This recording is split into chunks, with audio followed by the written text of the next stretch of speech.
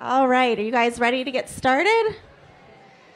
Thanks everybody for coming tonight. My name's Kirsten Marinko, and I'm the Marketing and Communications Director for Duke Dining. We hold these monthly chef demos once a month, and we typically bring in our folks, executive chefs from our local area, local Durham area restaurants. And so tonight we have Rob Kinneen. He is the executive chef of The Boot and Happy Cardinal Catering. He's got a fun night in store for you guys. We do also offer monthly cooking classes and pop-up cooking classes, so make sure to stay connected with Duke Dining via our social media pages, because when we open the registration, as you know, these first 16 seats, the hands-on seats, go pretty quick, so, and the classes tend to fill up quick too. So make sure to stay connected, and when it's time for registration, go for it. So with no further ado, I'd like to introduce Rob Kinneen, and we'll let him tell you a little bit more about what he's got in store for you tonight. Thanks. All right, am I mic? No? Oh, okay, so Rob Kinneen. I lived in Durham for 5 years, 15 years ago, and 2 years ago we just moved back, so it's kind of exciting. Originally I'm from Alaska. You don't need that. You don't need that. I don't need this? Yeah, give it to me. Yeah? Okay, there we are. So, born and raised in Alaska. I went to culinary school in New York, moved to New Orleans for 2 years, moved back to Alaska, met my wife. We moved here for 5 years, back up to Anchorage, and for the past 2 years I've been as the chef at The Boot. So I've been making pasta when I graduated from culinary school. I had a little pasta machine just like this. My sister bought it for me, and I had that for probably 20 years, and I actually just lost it on the move down here. So, but I've been making pasta at home and then on occasion at restaurants. And when I started at The Boot, I was kind of in charge of getting things together for the pasta program there, I guess. So this is what you guys have is what you would use at home or recreationally. Those are about $45 on eBay now. They used to be like 100, so I guess that's the power of the internet. And this is the same. It's the brand that I like. It's the Imperia, and this one's electric. So that's how we make all our pastas, or it's how we make half of our pastas. I have an extruder as well. It's a machine that basically you put in flour, semolina flour, water, and you activate the proteins by mixing it for 14 minutes, and then you can put out different shapes of pasta. So these are some of the ones that we do. This is called Orchietti or Little Ears, and this is an extruded pasta. This is it's called a mezzaluna. You can charge more if you call it a mezzaluna, which means half moon instead of ravioli, but it's basically a filled pasta. This is tagliatelle. This is saffron rigatoni. We again make this in the restaurant. This one's kind of fun. It's on special tonight at The Boot, and this is called chitarra, which is roughly translates to guitar strings in Italian. And I have this wooden board. It's got these thin wires that go across it, so we roll out the dough kind of thick, put it on the board, and put a rolling pin over it, so it comes out very, very stringy. And then this is a sweet potato gnocchi. So that's most of what we do in the restaurant. I do make a campanelle or a rotellini, which is made with whole wheat flour from North Carolina. So the main difference is with the pastas, and what we're going to kind of go over tonight, is just the extruded pasta is 100% semolina flour. Semolina flour is the highest protein rate. It's like 14%. So when you activate it, it activates that protein and actually keeps the shape when it becomes extruded out of the machine. And then you have a noodle, which I usually use 50% semolina flour and 50% all-purpose flour. And the idea behind that is it's usually an egg noodle. So it's a softer noodle, but it's also got a little bite to it. Has anybody ever heard al dente? It means kind of sort of in Italian, I guess, firm to the bite. So that's the whole idea, is like it adds that the semolina flour adds a texture to it. And then what the dough that we're going to start with tonight is stuffed pasta dough. And what we do with the stuffed pasta dough is 100% all-purpose flour. In the restaurant, we have a mix of egg and egg yolk, And what that does is make a really rich dough. And because it's all-purpose flour, very fine flour, it makes it more pliable for shaping and making into shapes. Oh,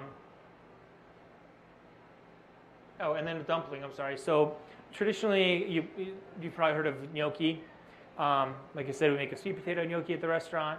And cavatelli, I just used ricotta cheese for time management because roasting potatoes and ricing it at the right time and doing that with a class is always kind of a little, it's just a lot of wiggle room there. So I use ricotta cheese. At the restaurant, we do like a pecorino and black pepper cavatelli. And all of these are kind of built when we use the extruder, it's got these ridges on it. It's actually got bronze dies. And even when it pumps out something smooth like an orchietti, it has the bronze on it kind of scratches the dough as it comes out. So a lot of these things that we do are kind of built to kind of have the sauce cling to the noodle. I can pass this around if anybody's interested. I'll start over here and pass it by and check it out. Let's see, different doughs. So we're going to start with the dough, like I said, the ravioli dough. And what we have is a bowl, a fork, flours, and the eggs. Actually, yeah, so first of all, if we can wash our hands real quick, that'd be awesome. And I noticed people with like backpacks and stuff on the floor. We are going to be working with flour, so you might want to move it out of the way a little bit or be careful.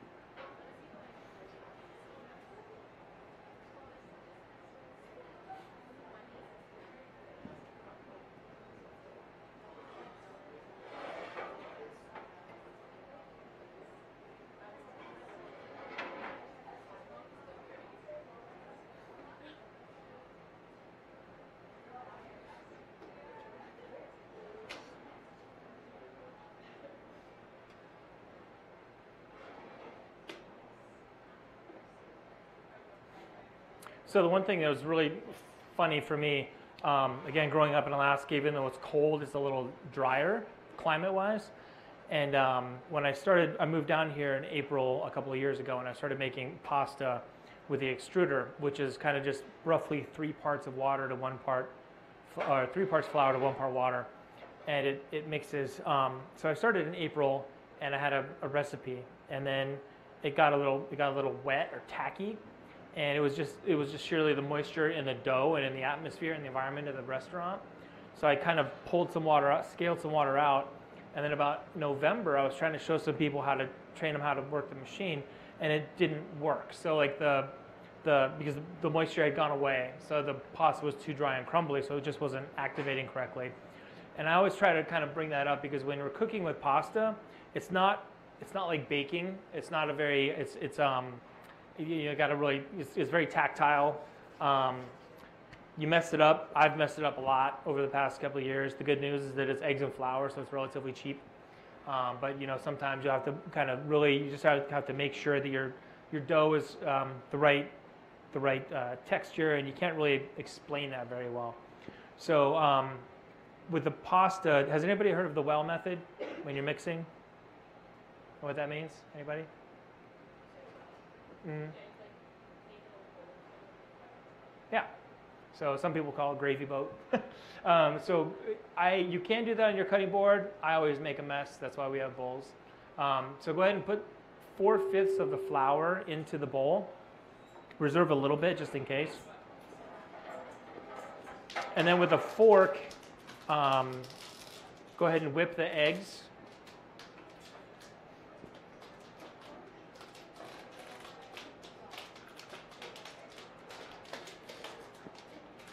So when you put the flour in, just sort of put it in there, kind of form it into a bowl, make a little kind of hole in the middle, hole on top.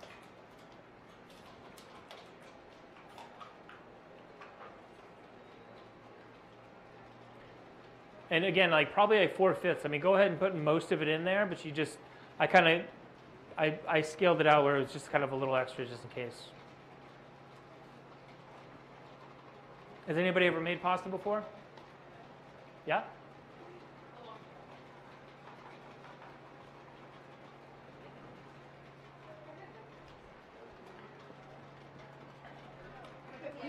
Yeah, so go ahead, once it's kind of a nice consistent yellow, go ahead and just sort of, let's see, can I go over here? Can I show you real quick? Yes. So when you're kind of doing this, what you want to do is sort of just take a little bit and put it in the middle. So what it's gonna do is kind of create a little bit of you're gonna just start kind of creating kind of a batter, and then it's sort of gonna grow into a paste. But this will alleviate, having to add more moisture because it's too dry.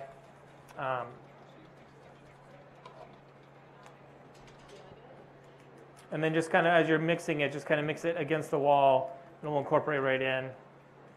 And then eventually you're going to kind of knead it. So you're going to kind of knead it over, turn it 90 degrees, fold it, and again.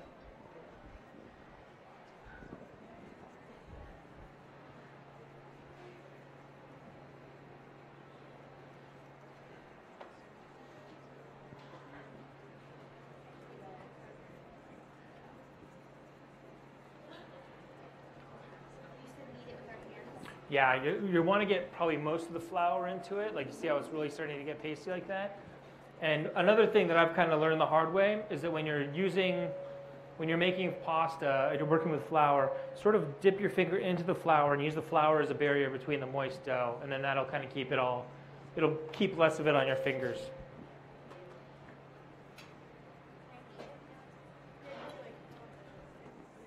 So something like that here. And then what you want to do?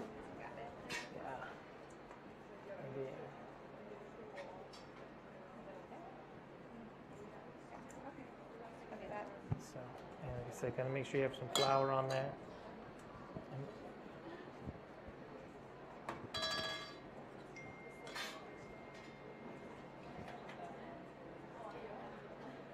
Keep your forks to the side. We're going to be using the same bowl and the same method. So, and if there's see how that starts getting tacky like that still? So fold it into itself, and then if it still does, use the residual flour.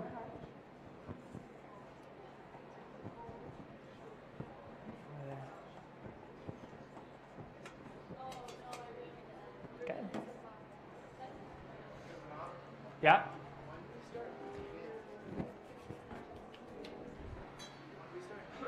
Right about there. So, let me see here. What you want to do?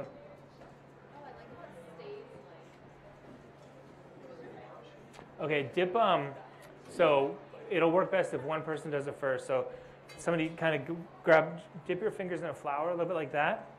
Just kind of take a little bit extra, take everything off. When you have it, you want to kind of mix it. So it's almost kind of like a pie dough, I guess, when you're kneading it. So you kind of knead it one way, Do you want the texture to be consistent at Yeah. the end of it? Okay. Yeah. So this is really good. See how it starts getting a little tacky right there? Right. A little bit of flour, not too much. And it's always good to kind of get everything. Oh.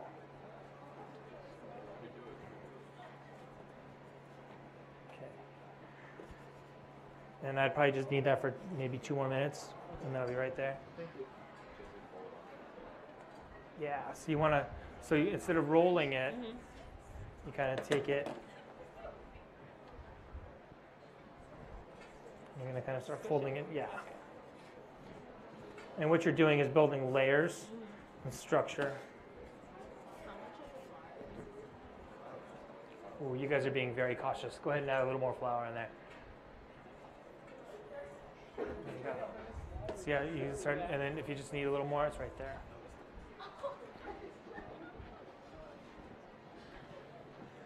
Here. Okay, stop. Okay. Now, take a little flour. Oh, okay. Oh. Is that good? It's fine. It'll be fine. Oh, nice. You're gonna have a very soft.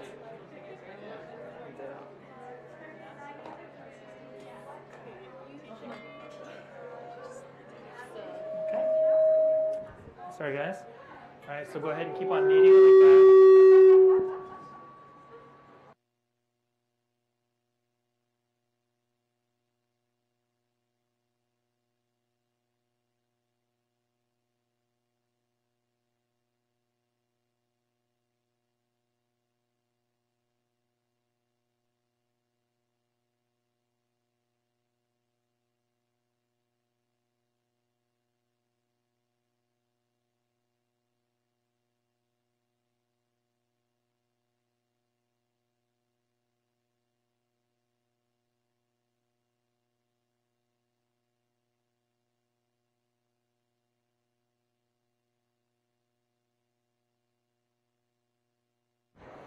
Okay, so usually with a flour, the reason why we're making this dough first is because we're going to roll it out.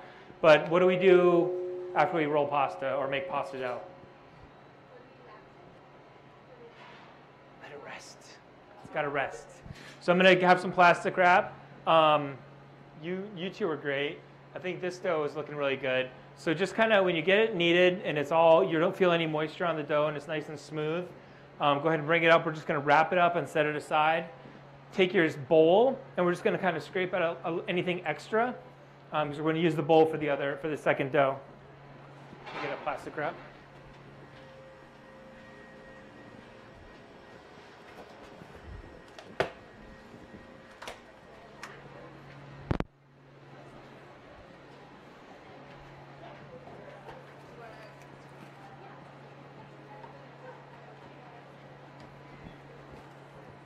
Put down. And then do I wrap it tightly? Yeah. So like at the restaurant, this is a quarter batch of what we make. So we usually make 4 times this, and we'll roll out to probably like 25 orders of pasta. Is on average what we do. So but we made this morning. Sometimes we'll make it. Idealistically, we make it, let it rest, and then use it the same day. But a lot of times we take it, we'll let it rest overnight, pull it out, and then use it. But so what we're doing is we just activated all the gluten and working that dough. We're going to kind of just let it relax, and then we'll get back to that after we do our cavatelli.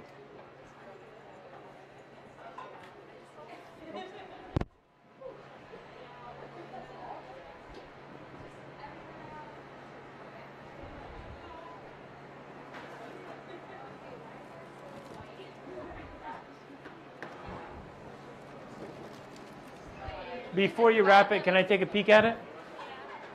Is that okay if it's that white? Yeah, that's fine. Oh, that's soft. You need more flour into it. Really? It's really soft, yeah. So I would, there's not a lot, see, can I see this? Oh, man. This is soft, but it's like still got a little tension. This is fine. Should I pass this out?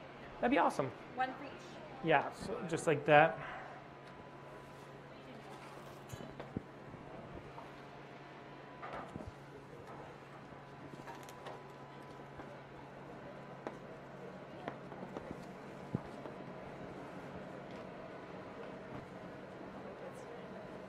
How's this? It's good. Yeah.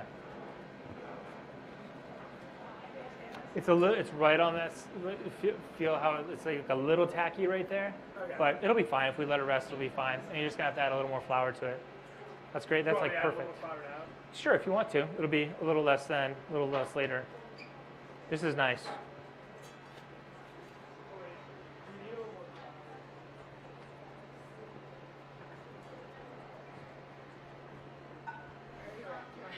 It's okay. Yeah, that's good. You can just feel the tension on that. Is this too soft? Yeah, I would just add a. Have all the flour. Really? I found more. Let's see. Oh. That's strange. Maybe we had an extra egg. Too many eggs.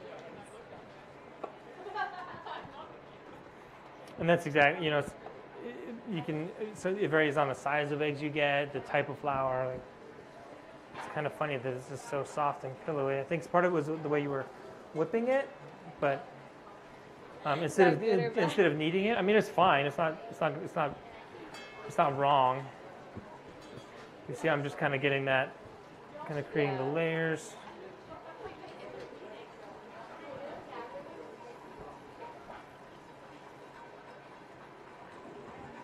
A lot of it is just kind of activating the gluten in the flour so that it creates the tension. This is very, very pillowy. Like, feel that. If you put that through your machine, it's going to gum up the machine a little bit. Perfect.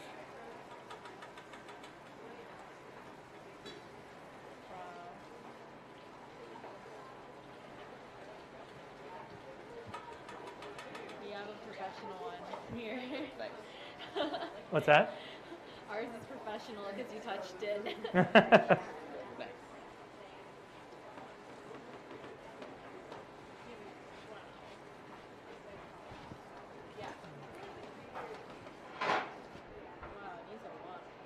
Yeah, it's really peculiar.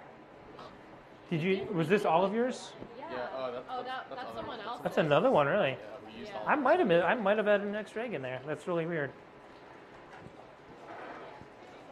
But I mean, it's always easy to add flour. It's hard, like when I've done this before and I've made it too dry, and then you have to like spray it with water and let it sit, and it's just like then you're just kind of. It's almost easier just to throw it away. Okay, we've got it's a little tacky right here. We're just gonna we're gonna do this. It'll be fine. We're just gonna let it sit, and we just might have to add a little flour later. I think mine needs more flour too. I'm not sure. Oh. We used all of those. Yeah. That's all this is here. Yeah. Let's see. Oh, it's too yellow. I think if you just actually even just put a little flour over it and let it rest, it should be fine. Yeah. This is a lot harder. This is soft as well, but it'll be all right.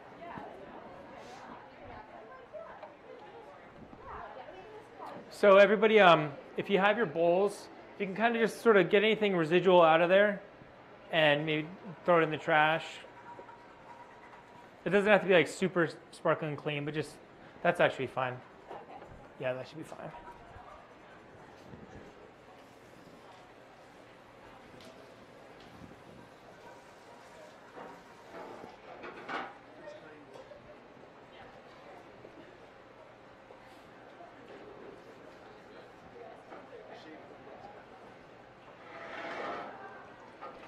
So I forgot to do this too, but this is called semolina flour, Durham wheat, no relation to Durham, North Carolina, I guess. So kind of just feel this, and you'll just see the textural difference between this and the all-purpose that you guys are using. I'm going to pass that around. And that's the one that I use for 100% extruded pasta. And it's going to add a texture and a bite to it. That's why we use that with the different pastas. So we just made the filled ravioli dough, the stuffed pasta dough, and now we're going to make the cavatelli dough. This is the, just for time's sake, this is the noodle dough. So this is about 50% semolina flour, 50% all-purpose flour, and then I use all-purpose to kind of to maneuver it and manipulate it in the machine with a little bit of egg. And I have recipes, I didn't copy them off, but if there's an email, I can send these to Kirsten and she can send them out if anybody's interested. So this next one is kind of tricky. So start, whoever, maybe like if the one person made the dough the last time, pass it over, or however you guys want to do that. Kind of a little thing for it or whatever, arm wrestle. But go ahead and start with a flour in the dough, or a flour in the bowl, I'm sorry. And again, kind of just go 4/5 of it about. It's about 2 cups in there, and it should be about 1 3/4 cups, just to let you know, it's like essentially 1/4 cup. And in the other side is ricotta cheese, 1 egg, and a little bit of milk, a little bit of salt in there too. So dumpling recipes, I've seen gnocchi, like when we make it at the restaurant, we use pretty much straight all-purpose flour and eggs. I've seen some great recipes that are like 1 cup flour, 1 cup potato, 1 cup Parmesan. Like, so there's a lot of varieties on there that you can do. But this one, for the cavatelli, this works well for us. Yeah, so well, you know, that's fine. That'll be fine. So again, kind of well method. Take the other person, kind of mix the egg into the ricotta really well, just so it's sort of a unified color.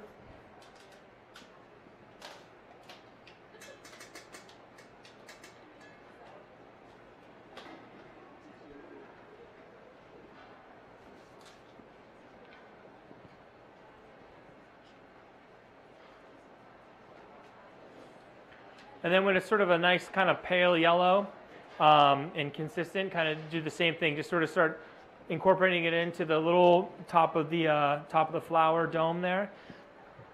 And as it gets closer and closer, as you kind of start mixing it in, you kind of just, again, like what I would say is sort of cheat your hand into the flour and then kind of push it over. And there's kind of a sweet spot where you want to make this nice and pillowy, but you don't want to make it really heavy. Has anybody ever had like just that rock hard lead gnocchi or dumpling? That's just from overworking it. So you kind of have to have this this time where you make it nice. It's pillowy. It's still got the fluffiness from the incorporation of the cheese into it, but it's not activated the gluten so much that it just sort of turns into a big lead sinker. If you can pass that down. This is just all-purpose flour. I'll show you why we need that in just a moment. Same thing. Pass that down that way.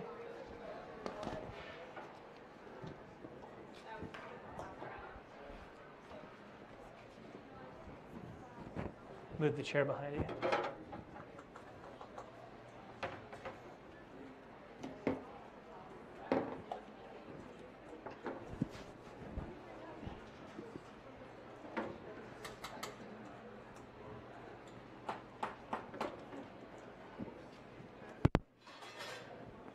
If anybody wants to take a look at these pastas.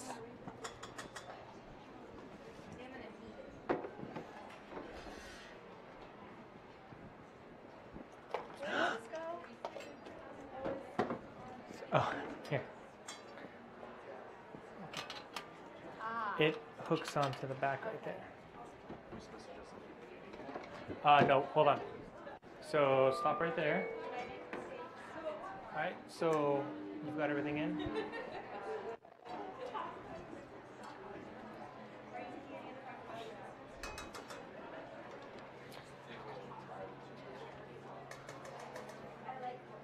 I think it's going to be perfect. You watch.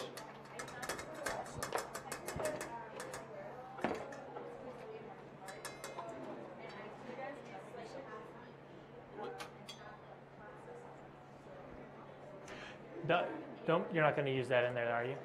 Okay, you're just looking at it? Okay. Yeah. And you just want to kind of take it easy with this. You see how I'm kind of just working it, but not pressing too terribly hard into it. You want to keep some of that moisture in. You want to keep the moisture in there.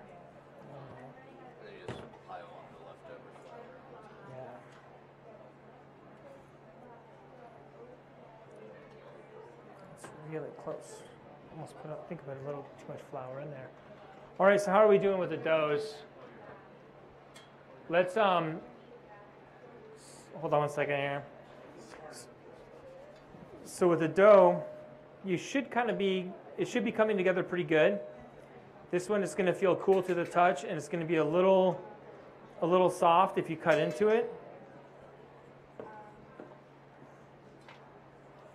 So knead that just a couple more times until it's about as smooth on there. Mm-hmm. If you need to use a little flour,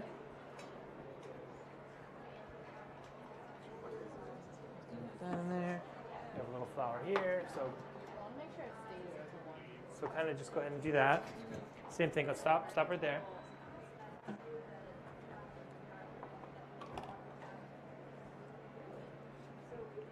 Okay.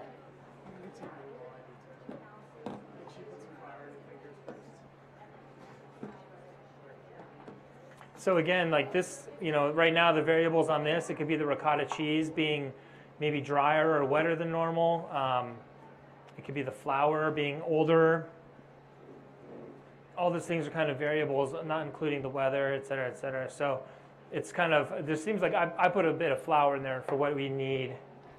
So take that, bring this board over.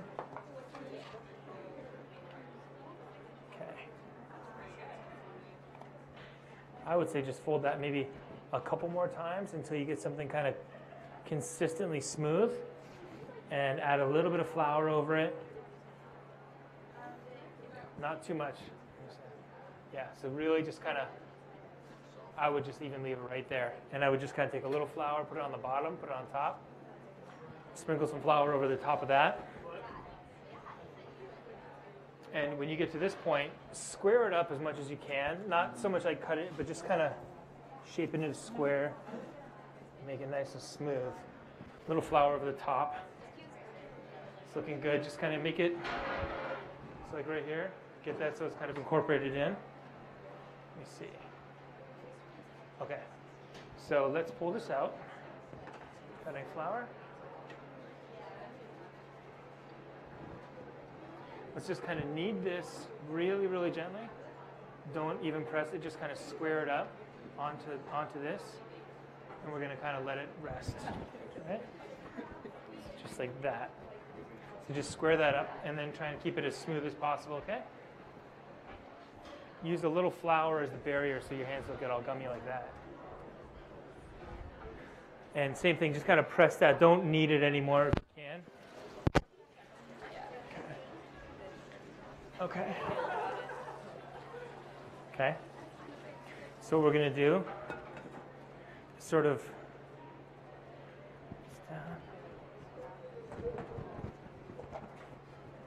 let's just leave it right like that. Can I wrap it? Has anybody been wondering what this is all about? Okay, I'll show you in a minute. There's some dough. How's that looking? That's good. Oh, nice. So you've got some structure, but it's still kind of pillowy. That's perfect. So just a little bit of, let's say, flour.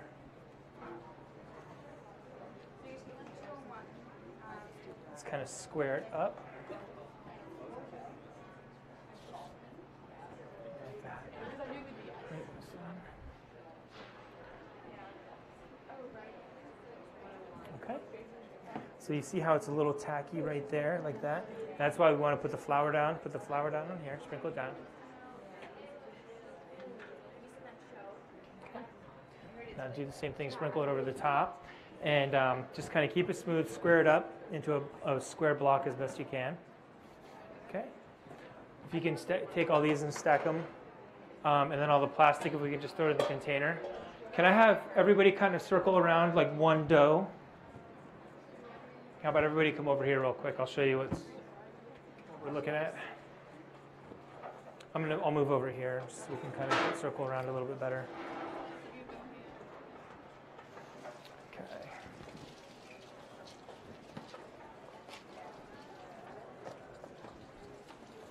Okay.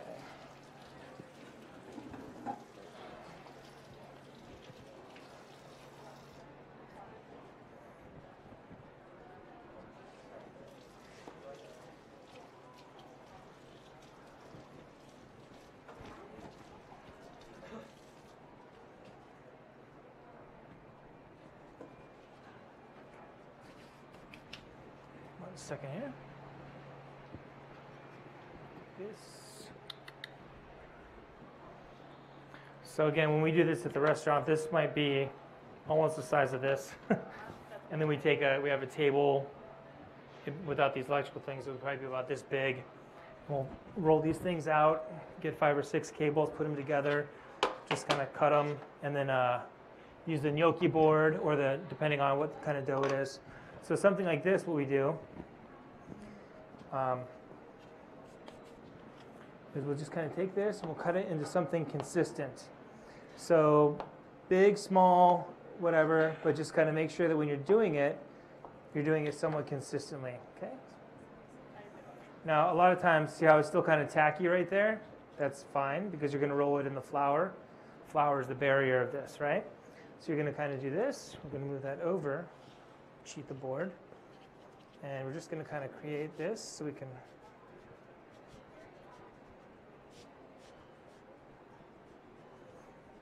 Okay.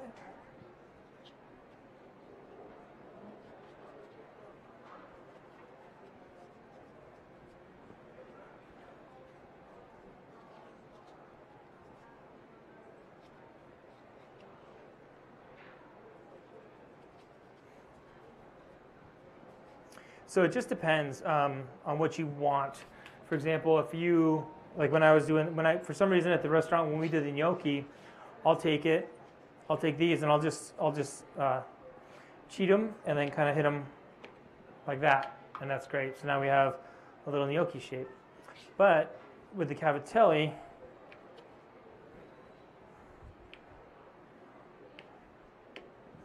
cut them like that. And then you take this board, you have the ridges. And again, you always want to remember that generally speaking, there's always a thought process of keeping the sauce with the pasta. So you take this. For some reason, for me, it works always better if I just take this tacky side, a little bit of flour on the board. It'll take you 10 times. You're going to mess this up 10 times. 9 times, you're going to mess it up. 10th time, you'll be a black belt at it. So you just take your thumb, and it's down, in, and squish. All right? So you've got your ridges, you've got a little sauce pocket, and that's what you do. So somebody gets paid to do this at the boot for 4 hours. You get to think about a lot of stuff. So, okay, if anybody needs help, question, you can use, yep. You do, so you have these plastic bench scrapers. If you want to use a knife, you can use a knife. I've got a couple of these floating around if you want to try one of these. Yeah.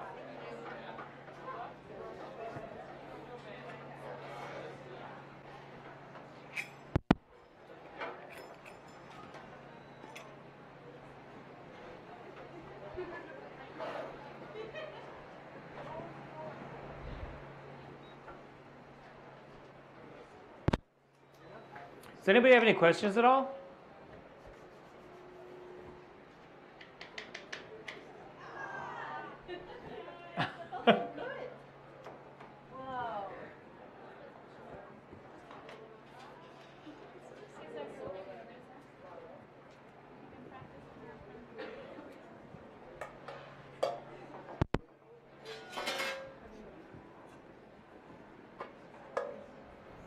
And just to let you know, you have those mats there. You don't necessarily need to use the mat except for if you're cutting the dough. So if you're cutting the dough on with a knife especially, you want to use those mats. Otherwise, if you're using bench scrapers, you don't really necessarily need to be confined to that green mat.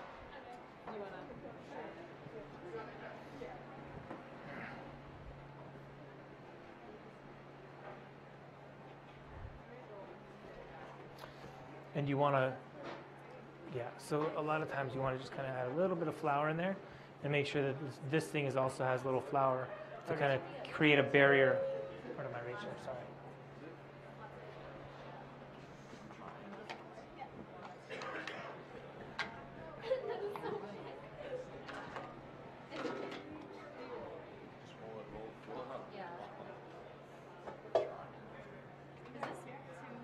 That's a nice dough. That's a really nice dough. That's a little big. I'd almost break that. I'd almost split that in half. But again, what you have to think about is just if you're doing it that big, do them all that big. Yeah. Oh, okay. Well, I'll do smaller then. Mine was that too big. I think that looks great. That's great. You basically can make them bigger. From my reach.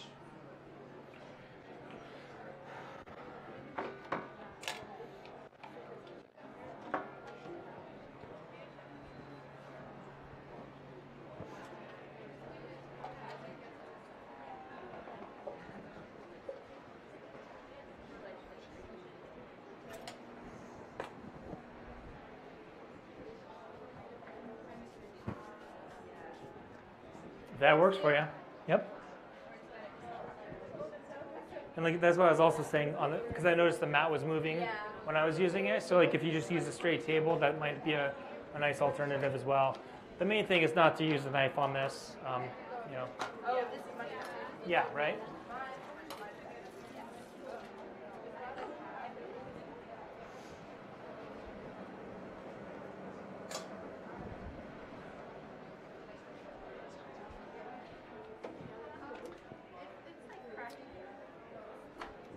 What you want to do is maybe let it.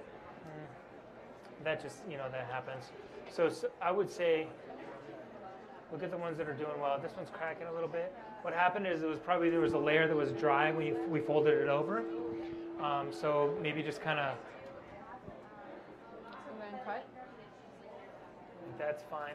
I would say just kind of pinch it together and just try to roll with it. And it might fall apart.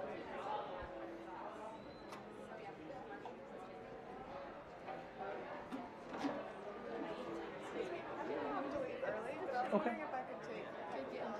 Yeah, sure. Yeah, absolutely.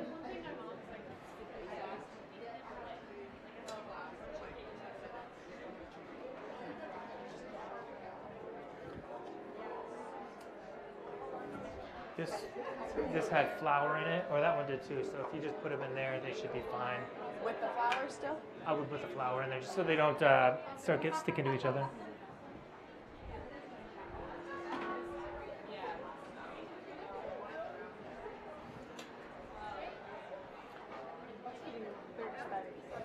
So the other thing to remember when you mess up the first 9 is you're going to put a sauce over it too. So, nobody's going to know unless if...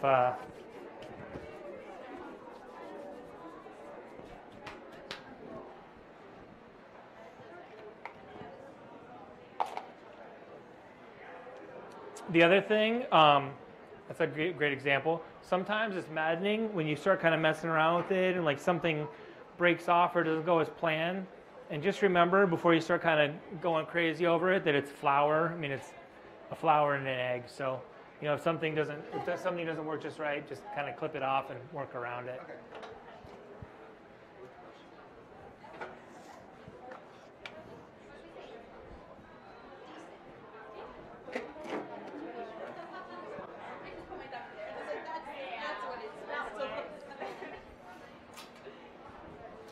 So I'll show you all in a little bit when we're cooking this, but the biggest difference between fresh pasta, does anybody know what the biggest difference between if you're cooking fresh pasta and dried pasta?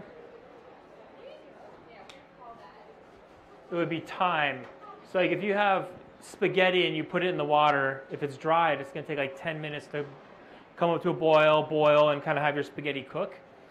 With fresh pasta, like the stuff I was passing around, the tagliatelle, we'll drop that in the water and it takes about a minute.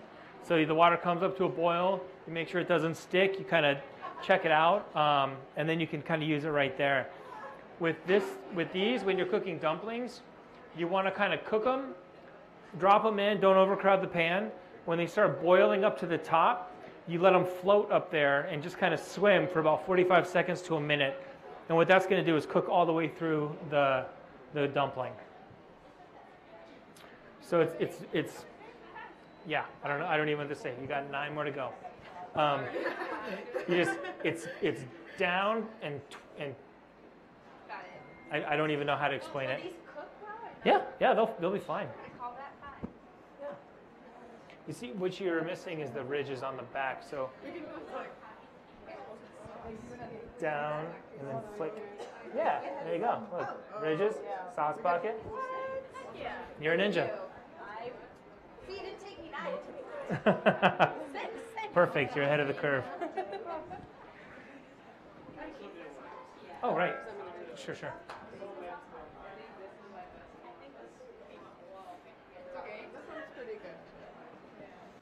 So you see how they're kind of pillowy? It's not. It's that flick that's not working. Like these ones. That's nice. I mean, it's all going to eat the same, right? But down and then there you go. Perfect. Yeah. Almost perfect. Can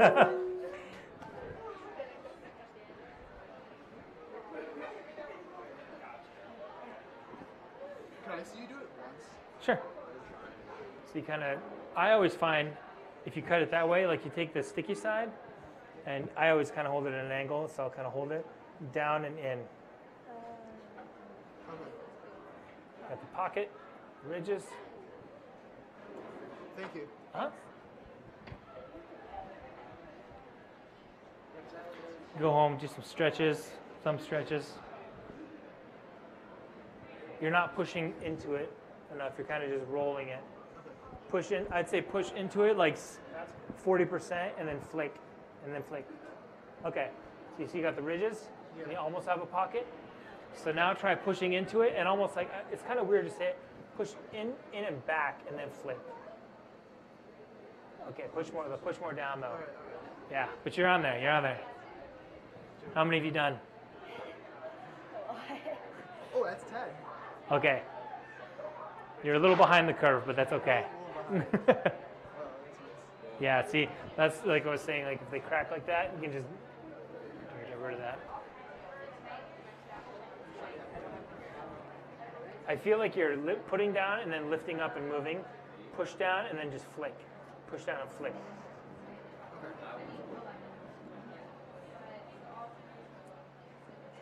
Okay.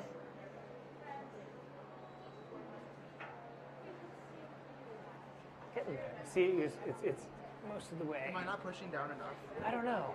I don't know how. So push down and then. So maybe I said 40, maybe go 60. All right, I'll try 60.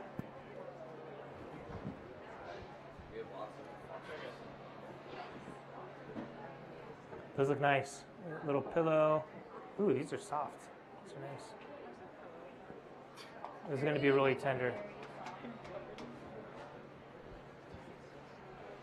We doing okay? Yeah. Yeah, you're looking good. You're using too much. Cool. They're very. It's all right.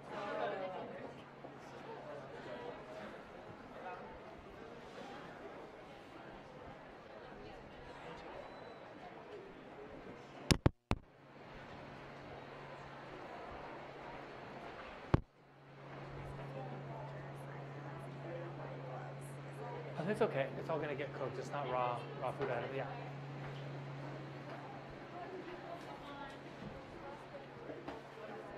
So when if you don't mind, flour, and actually what I also do, at the restaurant we'll take these and we'll just kind of have these things, I don't want to say encased in flour, but they're going to be very well preserved in flour. I'll kind of pick them up and just kind of move them in a little bit. You just do that if that's okay. No problem. Are we using one tray? Yeah.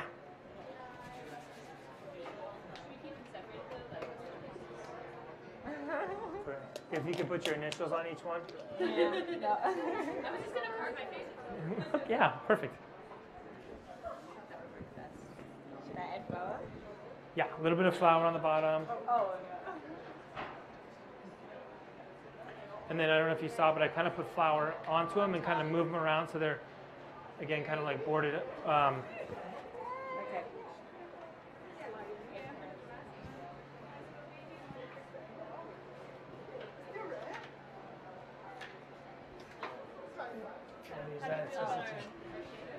They look good. These look good. And see, again, like they're pretty consistent overall.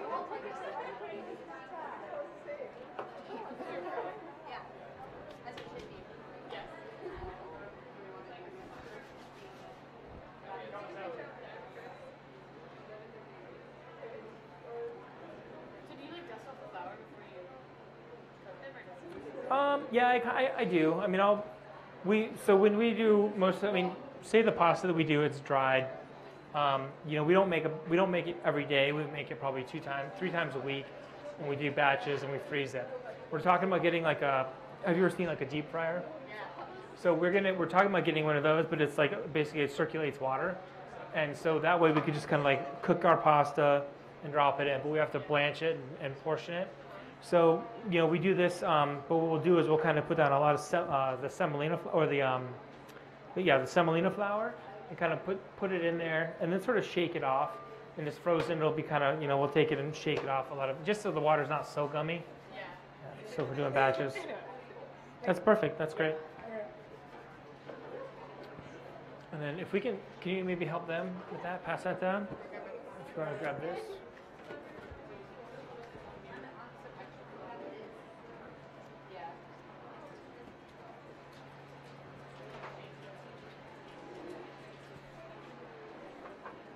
You guys doing okay? Are these all supposed to be like cold? If you want, whatever you want. If you want to leave them like that, that's fine too. Just kind of throw a little flour on them, and I'll come back and scoop them up, and we'll grab them.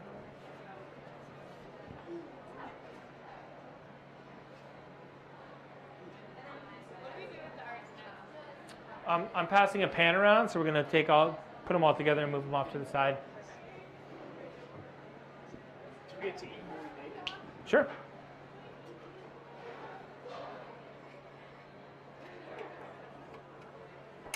So this is exciting because the next part we're going to use is the feel your dough, feel your pasta dough. Does it feel softer, more pliable than it was before when you put plastic on it? Yeah, it's rested. I can tell just by looking at this one, we're going to have to add some flour to it because you can see there's nothing, which is fine. You see how that one's kind of looking it's got a little dust over it. See how kind of moist that is, so that's going to need a little flour, but that's fine. So we're passing around a pan. We're going to start picking up all the cavatelli. Absolutely.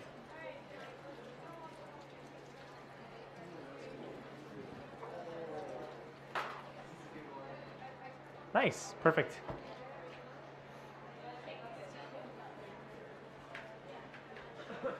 So these machines that are bolted down, these are pasta machines, and there's there's a couple different models.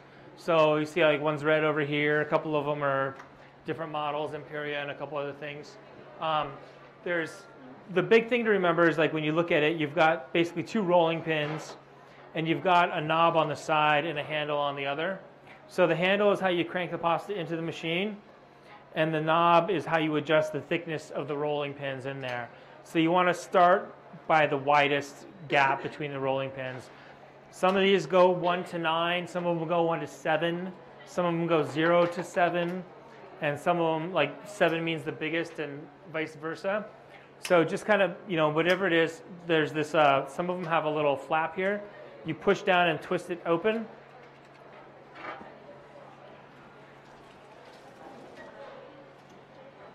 Cool.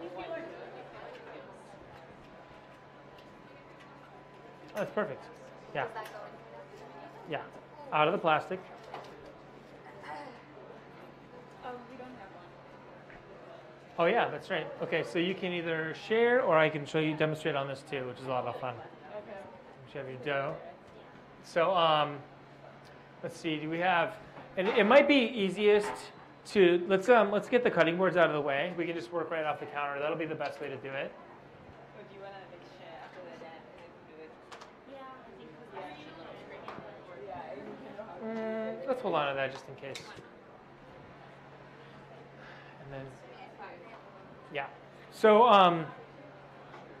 I'll start over here on this side. So when you take your dough, take it out of the plastic, flatten it down.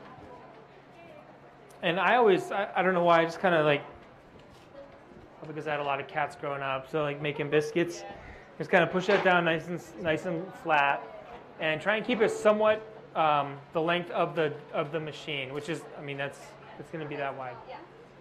Okay. So that's looking really good. And then, as I mentioned before, check out your dough, or I'm sorry, your roller. So this is the widest. That's 0, yeah. Perfect. So turn this and just kind of make sure that's the way you're going to turn it to get the dough so that it goes in. So fold it in.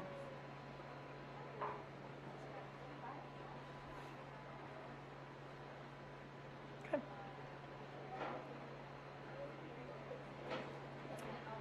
And the one thing, even though your pasta machine goes like 9, 8, 7, 6, 5, 4, you don't necessarily have to put it in like that one number every time. I tend to go like 2 to 3 numbers. So look at this. See how it's like you got flour here and moisture here. Put it down. Get some flour and just kind of right over the top. Don't be shy. Okay. Oh, there you go. Perfect. So that looks good. So you got that. I'll flip it over. One more. You got that flour at the bottom. All right. Drop this about 3. And then put it through one more time. When you do that, one second, I'm going to show you real quick. So you're going to put this through, and it's going to be longer. And then you're going to take it, and you're going to fold it into itself. Now, the big thing is that you want it to be still fit through like that. So you're going to do that, make the biscuit, quote unquote, put it through here, pass it through this way. And what that's going to do is keep your yield. So when you start rolling out your noodles, it's going to keep, because all these imperfections are going to accentuate as it gets longer. So you're going to make it kind of hopefully the length of that and work through that. Okay? Yeah. You can take that off if you want. Perfect. All right. Yeah, that's nice and soft. So is this on the widest rolling pin? Widest roller? Okay. So go ahead and kind of put it, maybe one crank and one paste it through. Okay?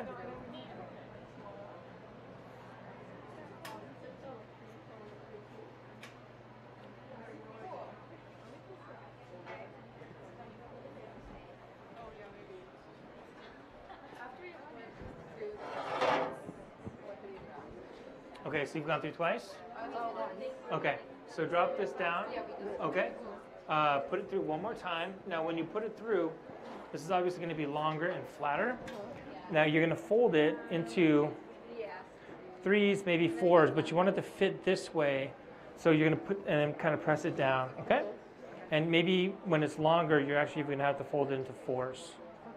Okay, but you want to make sure that when it's also, when it goes through, like, you know, something like that, where it's just going to fit and actually kind of go through and kind of work.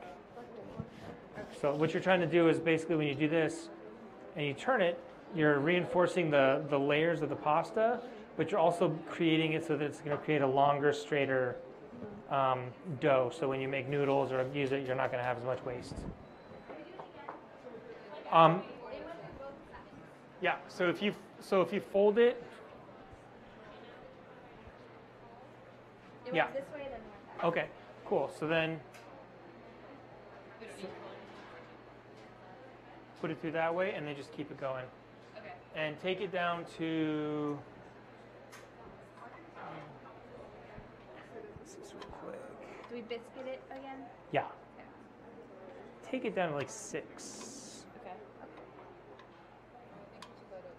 Nah. Go 5. 5. I'll leave it. Not right, move it back up. And then kind of put that through.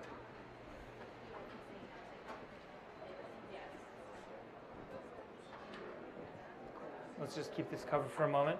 And maybe when they finish, we can flip over. How are we doing? We have the pasta out of the way. Okay. Hold on one second. Let me get this.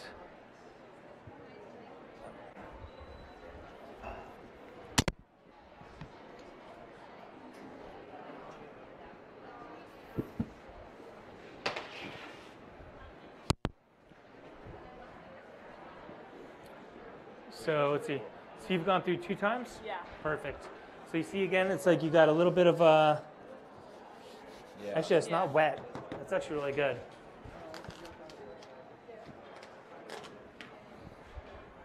Okay. So I use a little bit of flour. That'll just kind of help to go through the machine. Yes.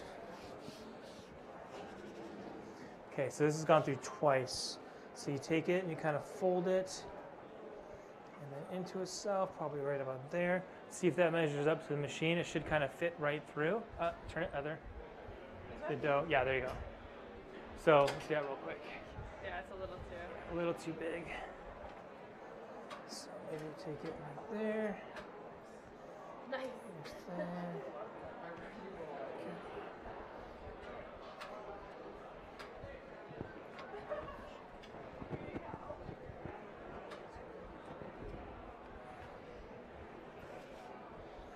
Okay.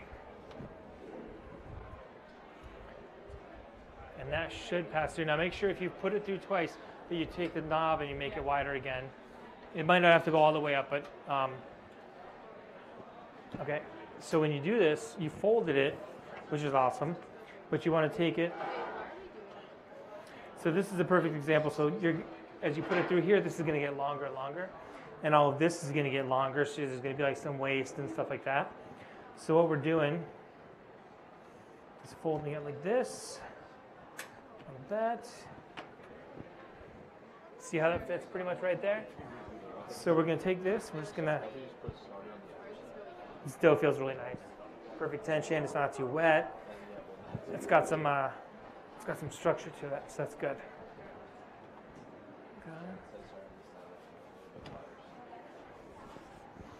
Now, so again, you drop this 2 times, right? So we're going to open this up again because this is wider than it was when it went through, right? Yeah. So go ahead and start cranking that. There you go.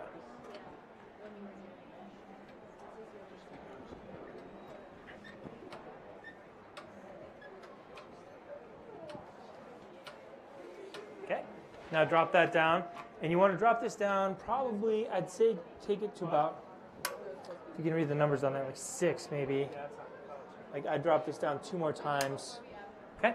So do we just keep going through this? Or? Did you, yeah, pass it through 2 more times, dropping the knob down like 2 times each knob turn. Sorry. You guys doing, oh, that looks good. So it's a little bunched. What I would say is also like when you're folding it like that, you fold it.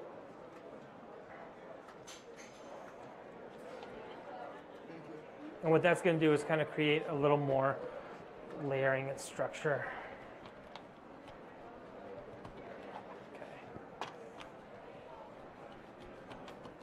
Okay. And then pass that through probably until about like 5 or 6. Your phone's on the floor. That feels, oh, oops. Okay, so, hold on. Okay.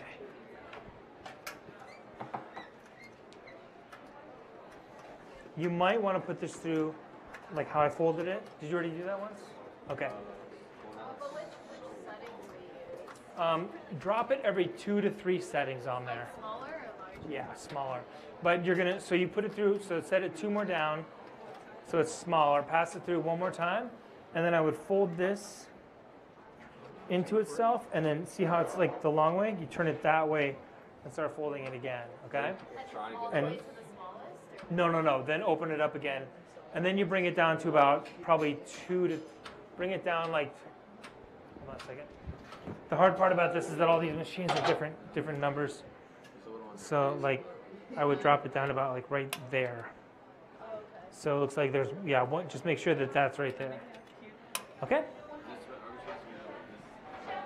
Flour over that really well. Oh. This happened when we went down to 6. Yeah. Okay. And then we turned it back to 3 after this happened. And this happened. Okay. Let me see this real quick. Let me see the dough. We're gonna do some. Yeah. So this is sorry.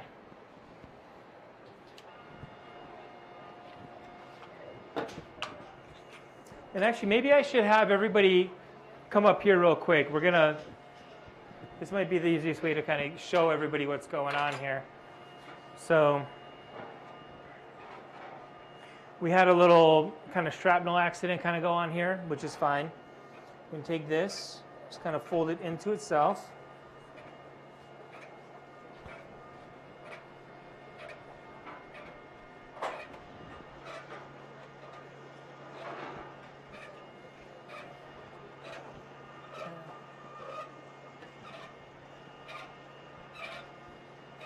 My machine. Saying it needs a vacation, I guess. So I've kind of, again, like with this, we know that we drop it down to about 1 for raviolis.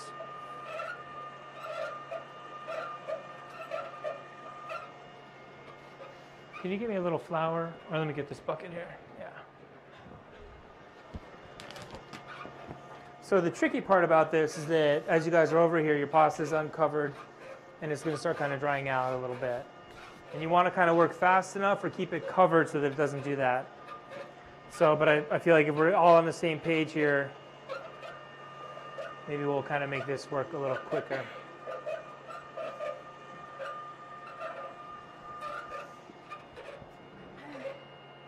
So I'm on 3. I'm dropping this down to about 1. So again, like with your machine, you don't have to go 7, 6, 5, 4, 3. You can kind of, I'd say, skip at least 1 number every other time.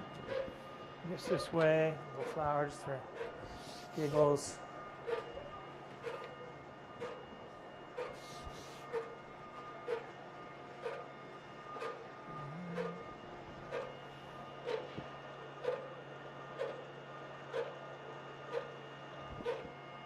Now I'm nervous. Again, drop it down to 1.5. Excuse me, no problem.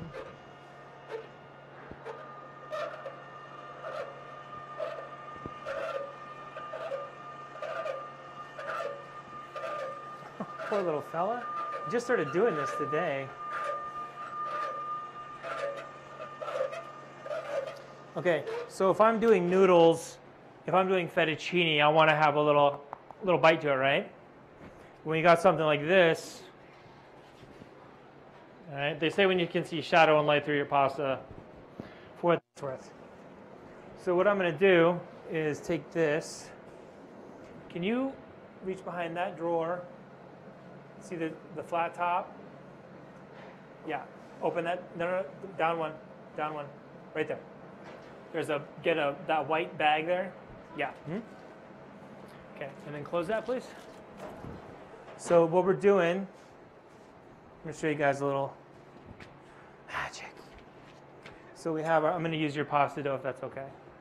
So we have this. I'm going to kind of cut it like that. So we've got this. Let's say we've got this. All right. I might even cheat that just a little bit more and go one more time, but I think it'll be fine for right now. So the dough is pliable. It's still got a little moisture to it. We've spent all this time drying it out beautifully, right? So we have something like this. Now, what we have, mostly I've made fillings, but usually we always use ricotta cheese just because it's kind of lighter and fluffier. Like if you use potato, something really dense, you're going to have really dense pasta. So, we just kind of have a little bit of this. You can use a scoop or a spoon. What I like to do is take this. You don't have to have a ravioli machine. I've done this with a can. I've done this with like tops like this. So I've got these circles. A little goes a long way, all right? So that much, that much.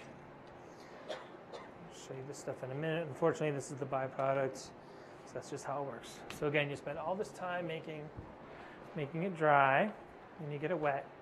And I've seen recipes where they say to take your pasta and do like an egg wash, but water works fine because it makes it sticky. So that's the mezzaluna, half moon. At the restaurant, we can take our mezzalunas. All right, and then we charge you 50 cents more a plate, and we make a tortelloni.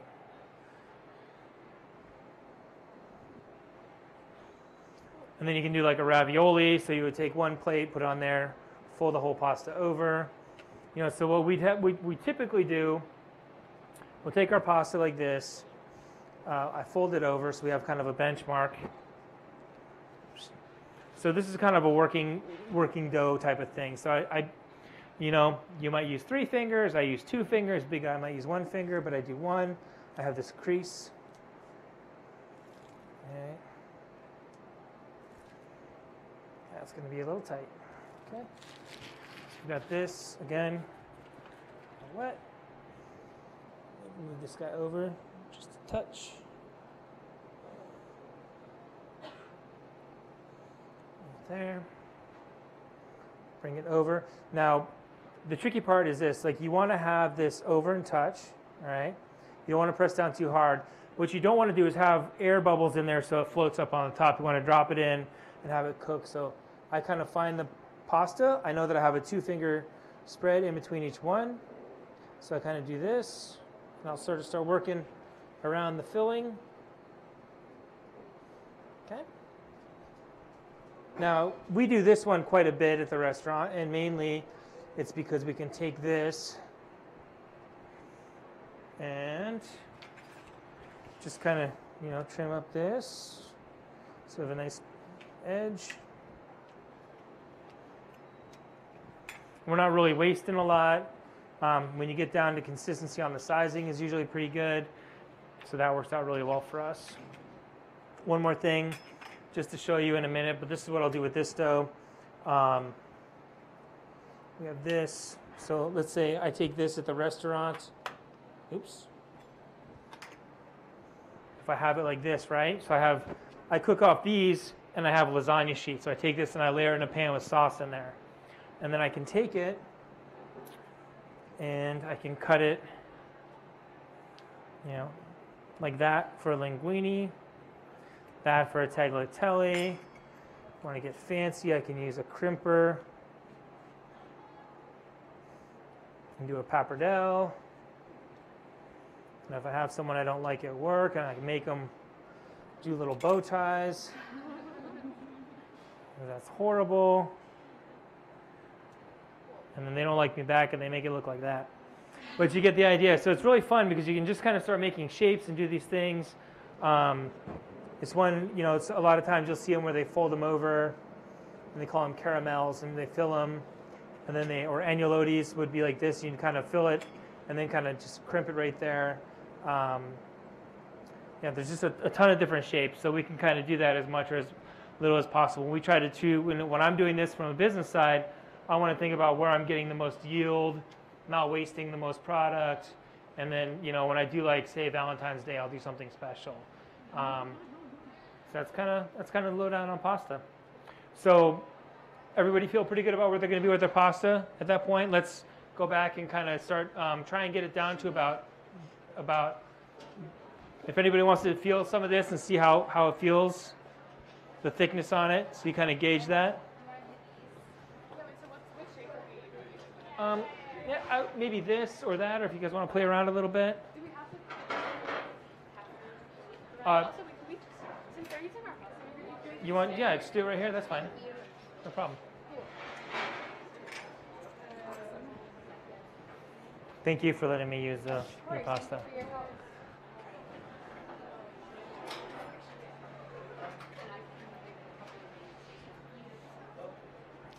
Okay. We kind of messed up. Uh-oh. We tried to. Yep. Okay. We tried to fix it. It didn't work out.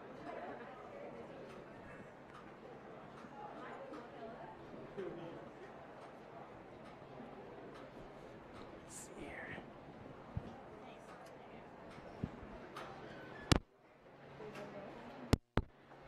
Let me scooch by you here real quick.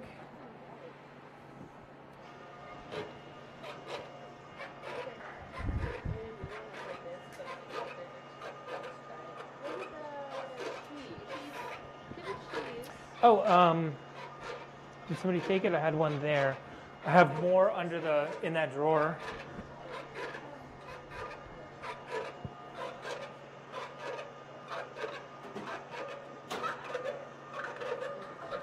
One down, yeah.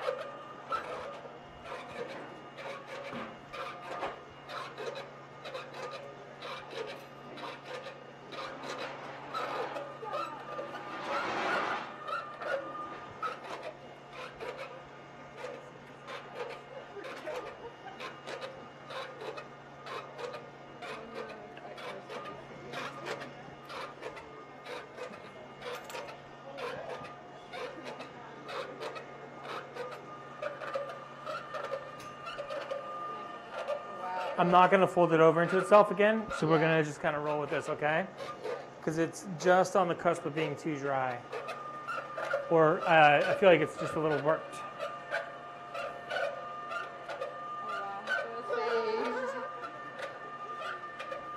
If I was doing this by hand, I'd have to spray it with water and wrap it up and let it rest again. So I'm going to do that. Okay? Awesome. Thank you so much. You got it? Okay. Nice. I would. Run it through one more time. You're cutting into it, so I would just go with that. Pardon me there.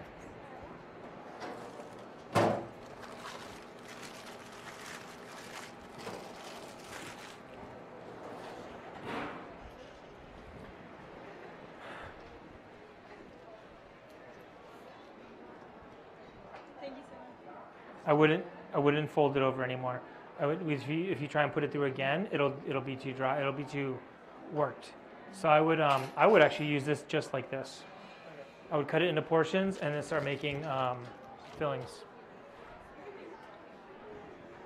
What if ours dried out Ours, too like, much? yeah, it's like not really good.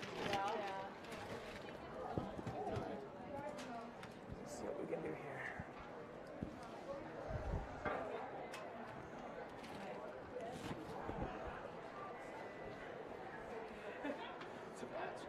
Let that go and that go. I feel like this machine, I think you guys might have got the short end of the stick on this one. Sorry. It's okay. We won't take it personally. Yeah, go ahead and take one of those. Just clip the top right there.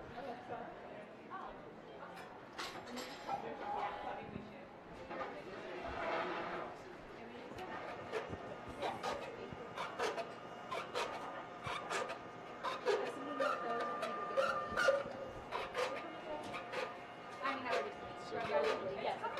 Okay, thanks.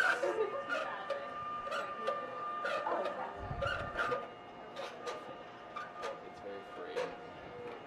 Frail. Yeah, I think this might not be. Yeah.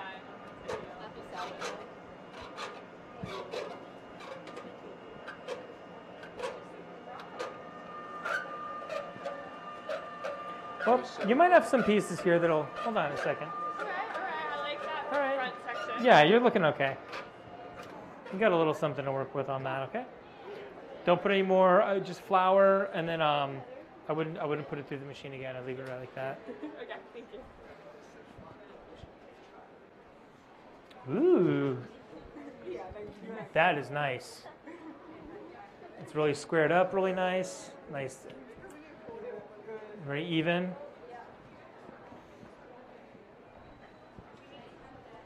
Should we go again?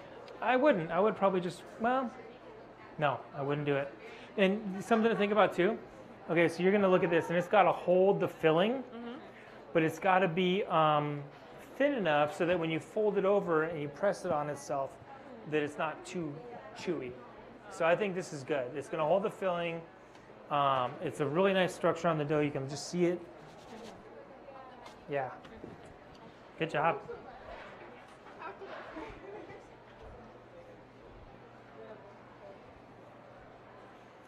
We doing okay? I might not. I might keep it right here. Yeah. This, because you see how you're starting to get this a little bit? Yeah. That might be a little bit of the structure of the dough, which is fine. But it's also, this is so thin that, like I was saying, it's got to hold the filling. So this might be a little too thin. So I would keep it right there. Yeah.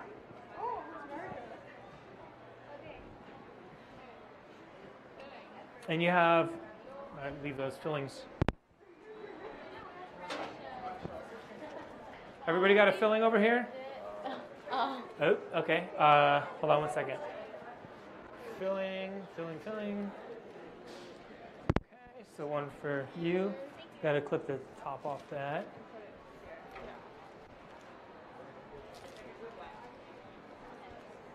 Okay. And where's the, uh-oh. Hold on 1 sec. Yeah, hold on.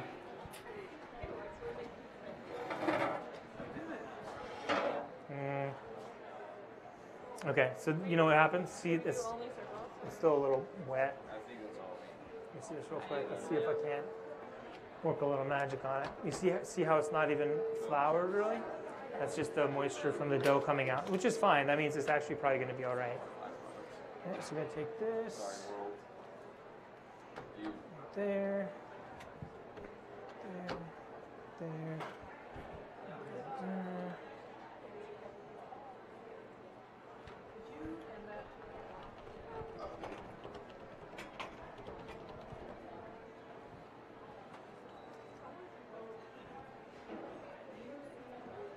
Did you drain the water?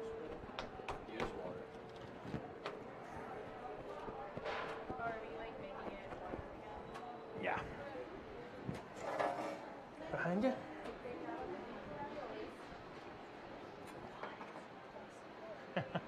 That's good.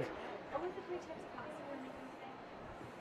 You're making a dumpling, a stuffed dough, and a noodle. Well, so technically you're seeing the noodle. I'm going to be making that. What was lunch?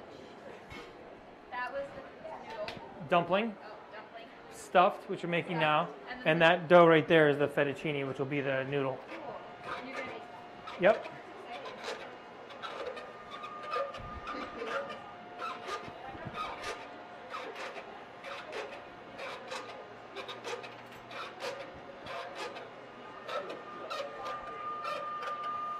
See, the good news is it's really, like the dough is really pliable. Like feel that. It's not overworked. It's got a moisture to it.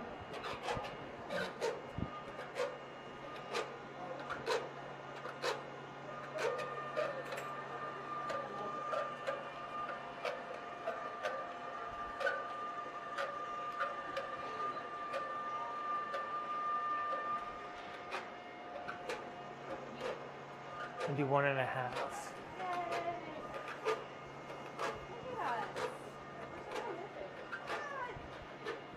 so fun. Yeah, me too. I'm doing a 1 second a day. I love that. Wait, actually, oh no. Makes sense.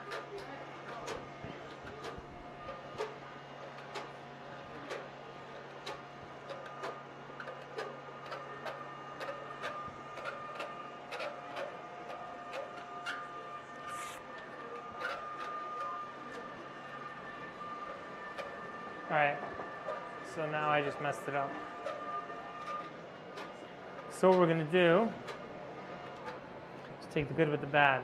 So it was like what happened right there is that I folded it over and I was putting it through, and it just the moisture caught on itself and did that. So that's not really gonna work very well. You can probably work around this piece. You've got all this to work with. Feel the thinness on there, so you're gonna have a good dough on that. This one here, I can try and do. We can either square this up, or I can try and pass it again. But if I pass it again, let's just square this up right here. I think that'll be the best option. So, like with the ravioli dough, where you can take this and cut it right here, and then fold it over on itself. Okay. Sorry about that. That was kind of my fault. Yeah.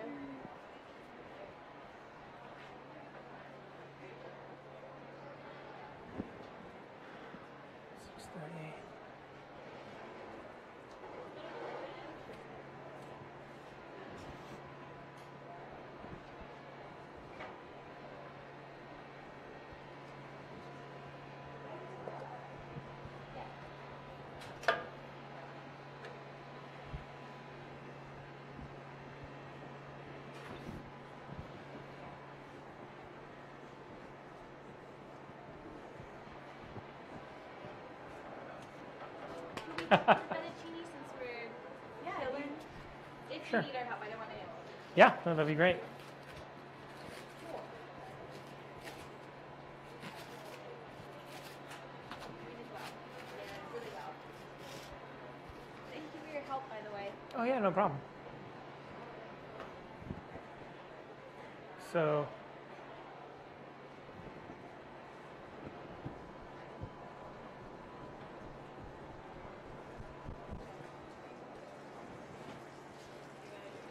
Is this a different type of flour too? yeah, so this is the just let me get a knife real quick.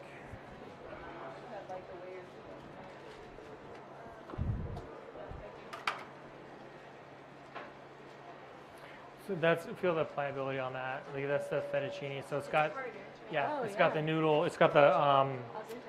yeah, it's got the semolina in there. So hold that up on that real quick. So something like this, you can kind of work it. Now again, you have to think you want to flatten it out, but you want to fit through the machine. Right. So that's why I kind of just push it in and up.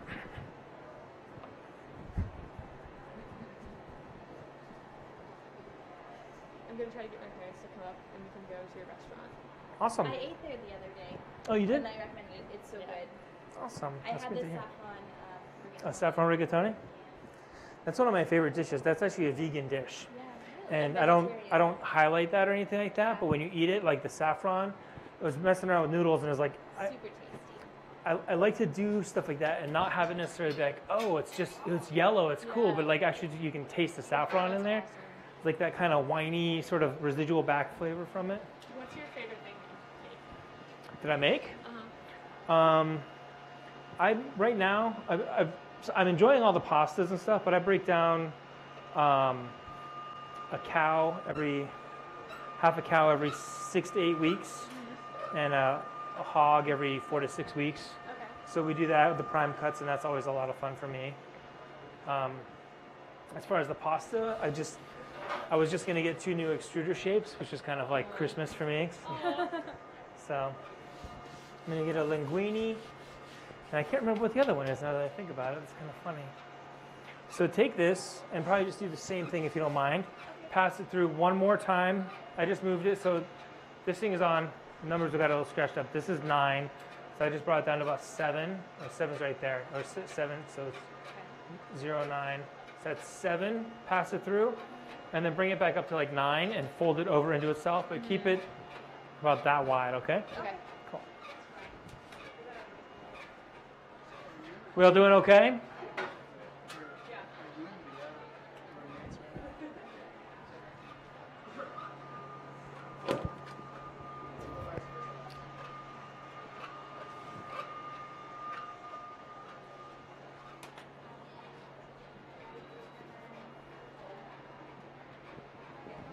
How do you make the tortellini thing?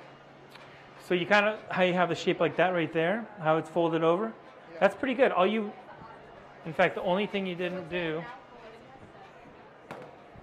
so in this, okay, so it's a little full, Yeah. but you basically have the shape right. So it's like that. All right. And then what I was told, the way that I remember it, is holding your knees. Like Okay. so imagine this little guy holding his knees. Oh, gotcha. And you take these little things and you push them up like that. So you put them up, and then you ideally put a little water right there, and pinch it. Okay. And you pretty much have it. It's like it's just too full, so it's not gonna make it. Right. But that's basically the shape right there. So you're like right there. Thank you. These are fun.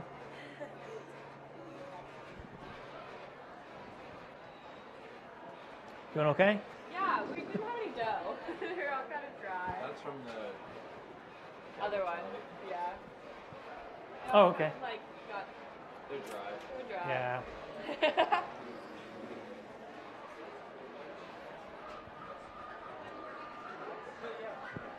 Dried. Oh well.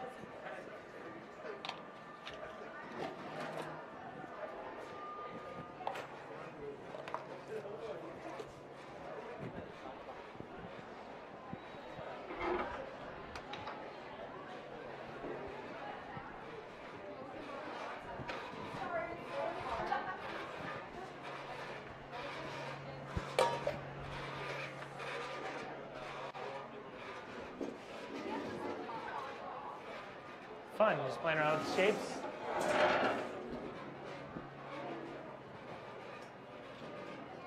So if you do that, you have to remember that you're going to need another piece of dough to go over it, so you can make it all. You know what I'm saying? Yeah, there you go. Yep. And then fold, and then you're going to spray it and fold it over on itself.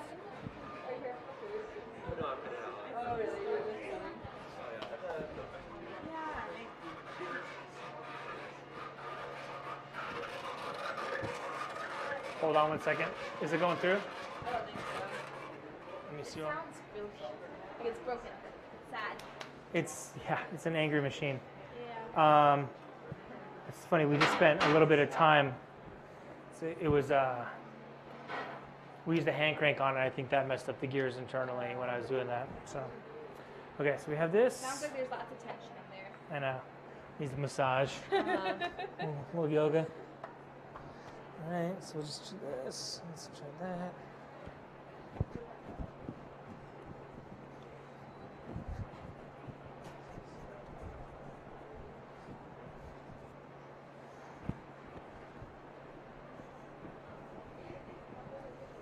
So the tricky part too is making sure this thing kind of goes in. Wide. Okay.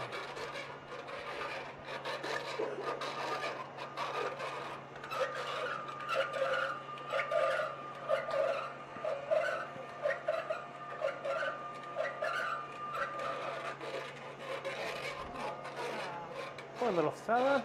Oh. Okay, let's do this.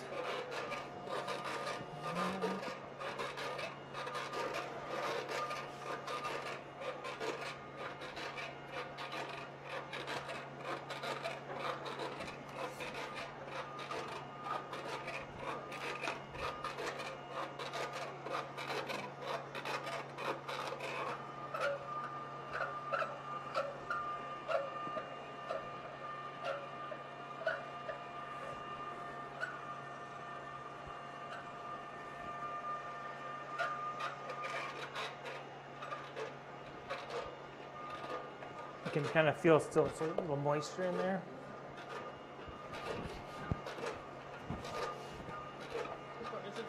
I know. I Oh, love you can- that too. I love that just feels- sweeping yeah, motion. it feels so It feels satisfying. It's this is the tricky part too. Is like it's you have to really, you kind of for me it's like knowing what I can get away with sometimes. Like in the sense of like I know it's wet, but I know if I keep flour on it that it'll be okay because it's been like it's been worked enough where it's got some structure to the dough. Or sometimes it's got it's too dry or it's got too much structure. I think I just put that down. Okay, let's keep it there.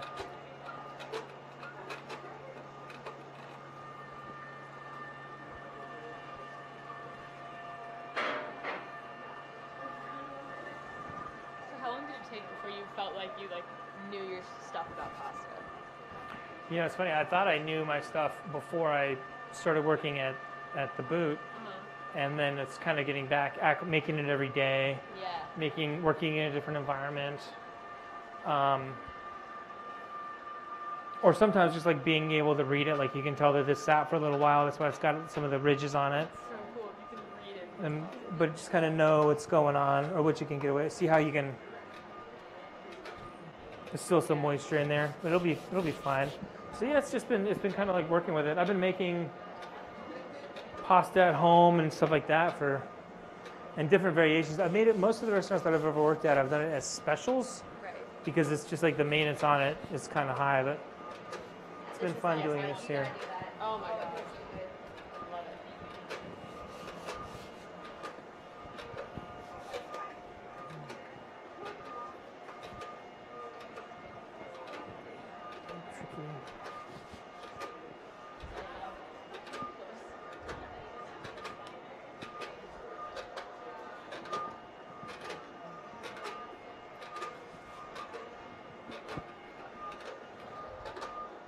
This might be another question, but do you get to eat pasta? Yeah. Okay. Oh wait, tonight? Yeah. Yeah. Not a dumb question. I was like, yeah, I get to eat pasta all the time, but give me this pasta, sure. That might be another question. You can eat whatever you want. I'm gonna leave that right there for just a moment. How are we doing with all our pasta, with our raviolis? You done? Can I have everybody up here real quick? I'm gonna show you this.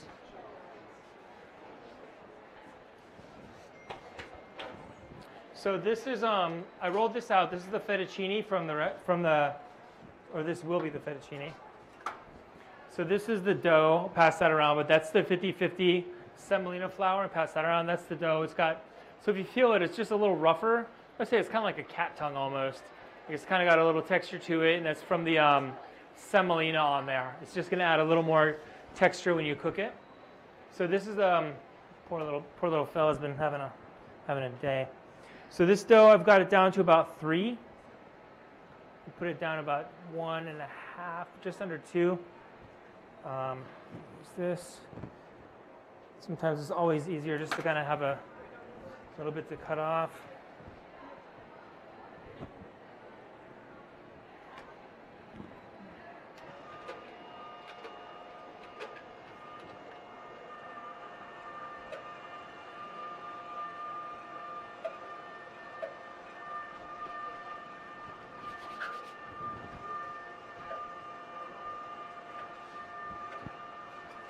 So if you feel that, that actually feels pretty dry. Oh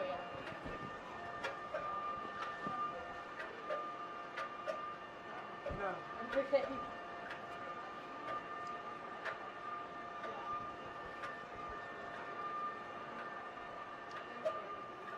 So when we make our pasta dough, we usually portion out 5 ounces per portion.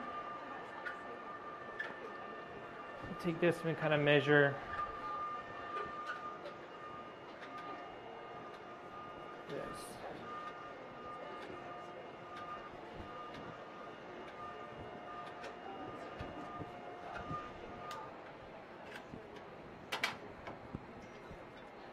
So this is a pasta cutter. So if you look, it's just got basically it's got teeth in there. It attaches on this. This is the one that would come with most. When you buy one of those machines, 97% of the time it comes with 2 cutters. This is angel hair and this is fettuccine. Then you can purchase additional ones, but you'll have those 2 to start with if you get that. This. Wait, need that. So I'll take the pasta.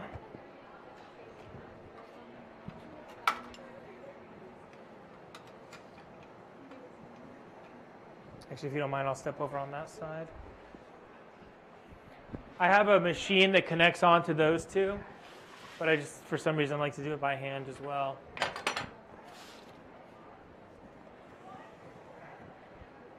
I'll just kind of take this and square it up a little bit. Pasta.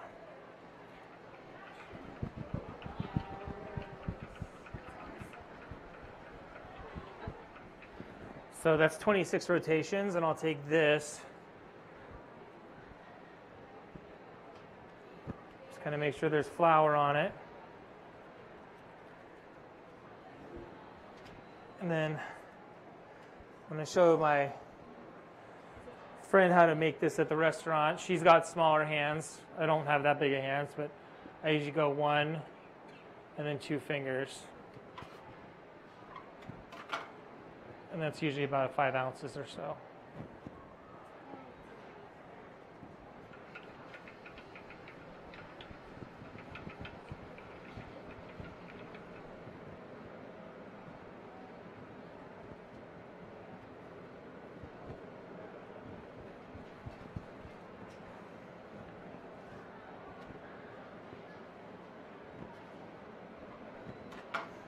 Does anyone want to try this?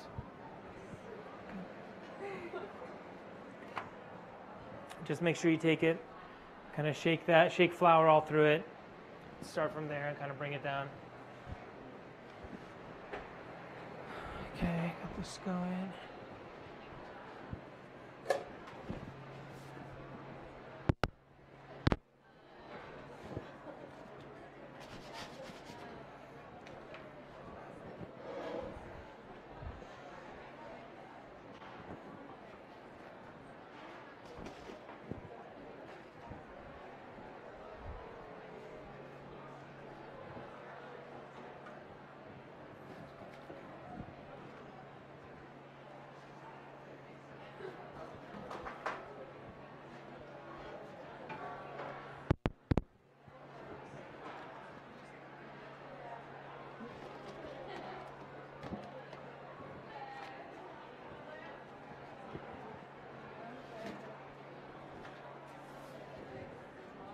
Right in there, pardon me.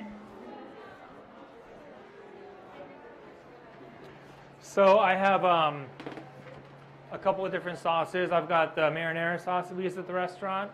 I've got a pepperoni sauce, which is essentially just kind of stewed peppers with a tomato base. And then I do a brown butter balsamic sauce as well. I usually keep things vegetarian just because I want to make sure that I'm appeasing a crowd of people. So I'm going to start cooking that. If maybe I could get a hand and we could just grab a couple of the mats and put them together.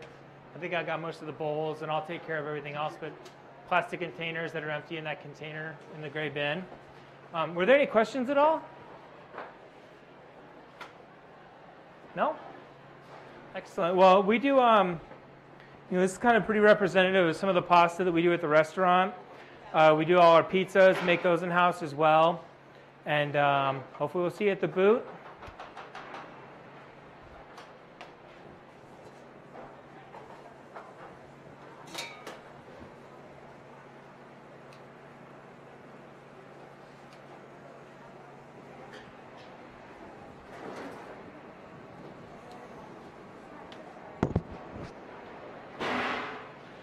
Pepper. What did you say your sauces were again? So I have a tomato sauce. I actually have 4 sauces, and I just overcalculated myself. So I have tomato sauce, a pepperoni sauce, which is roasted peppers with stewed tomatoes, and actually I have a pumpkin seed pesto as well. Yeah. So I'm gonna I'll do the pumpkin seed pesto. Yeah. So that's on our. We do a chicken tagliatelle at the restaurant, and use that in particular. Or is that the peppers and onions? Yeah.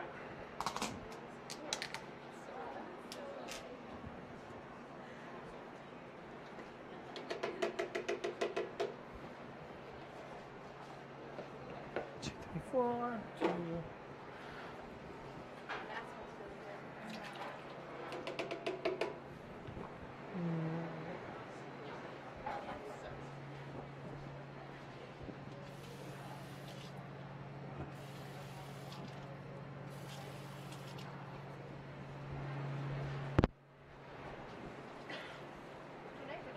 Yeah, absolutely. It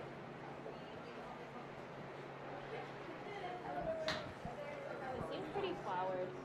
Yeah. Doing a good job. Don't be scared. You got to show who's boss. There you go. There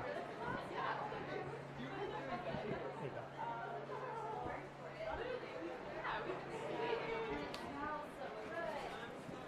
So how do you make pumpkin seed pesto? Like, what's the difference between pesto and pumpkin?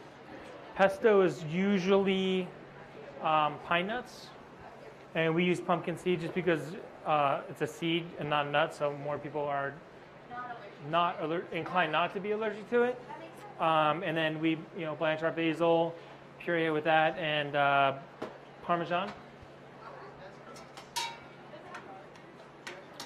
Yes.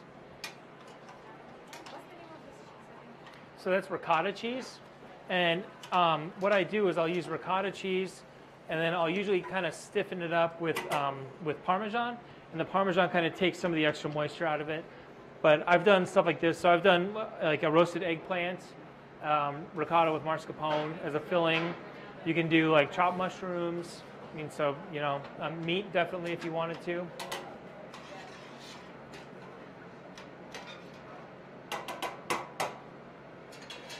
All right, this is looking good right here.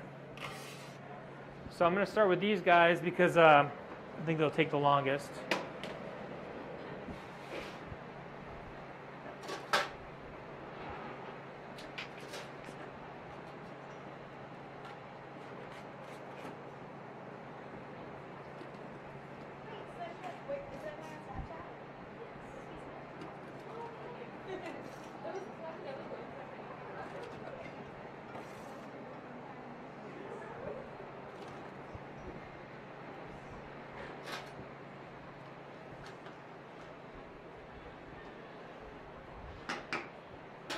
So I said it before, but like with these ones in particular, you want to cook the pasta. You don't want to overload the pan, so hopefully that won't overload it. rule of thumb is that when you put your pasta in, it should come back up to a boil in a minute, under 45 seconds to a minute. And if it hasn't done that, then make sure you stir it so that it doesn't stick together. And then once the cavatelli or gnocchi, a good rule of thumb again is once they come up to the top, they call it swimming, and you just kind of let them hang out up there for about 45 seconds to a minute. And then at that point they have they've got to cook, like they're denser than your other doughs, so it's got to take a little more time to get into there and cook it all.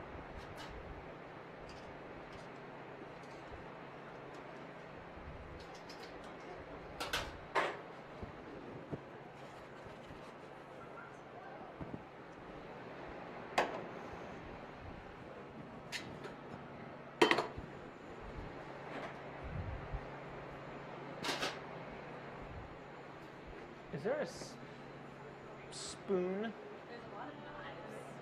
I'll take a fork.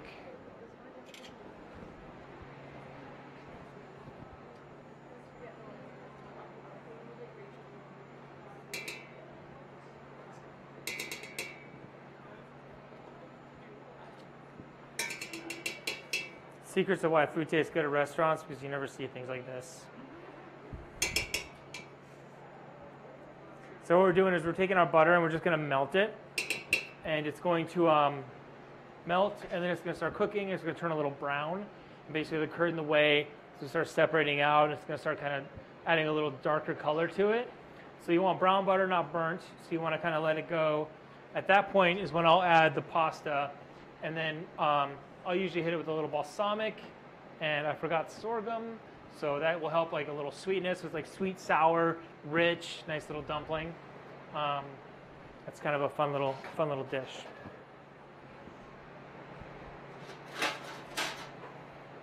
So these guys are all swimming.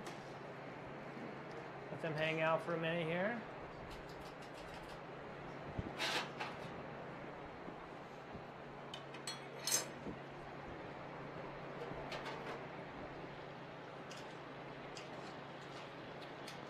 The one pasta in particular, when we made the when we made the ravioli dough, that recipe is really made like specifically for restaurants, because what happens is you can put semolina flour down, you can put them in, and you actually leave it uncovered, because the yolk and I don't know what it is, the yolk, the richness of it, it dries out the pasta so it'll hold up for a couple days. But also if you're ever doing this, you want to make sure that you use your dough within like 2 days. If you freeze it, that's fine. But if you have it like hanging out in your refrigerator, you know, if you've ever like overcooked an egg and it's like a yellow yolk and that kind of gray color, it starts that's what the dough starts doing. It starts turning that kind of off color a little bit. And you can cut it off and still use the dough, but it just starts kind of tasting a little different.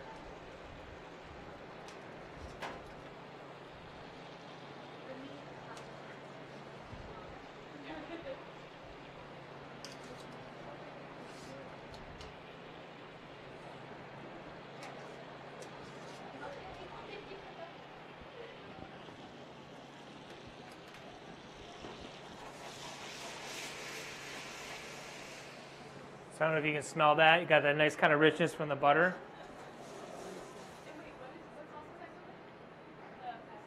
Gnocchi, or the cavatelli, I'm sorry.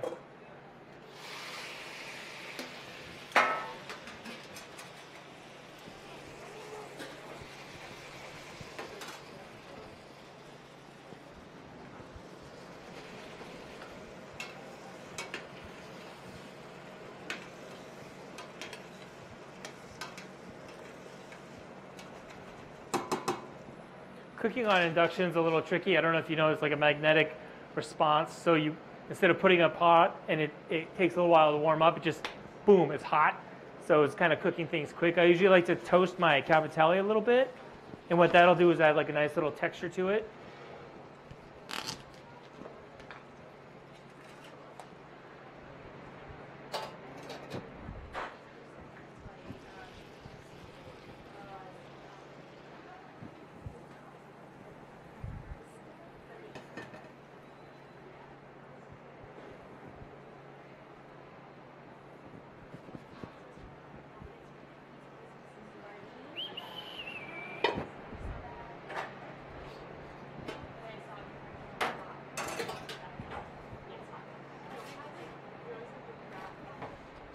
got this one. Start cooking the fettuccine.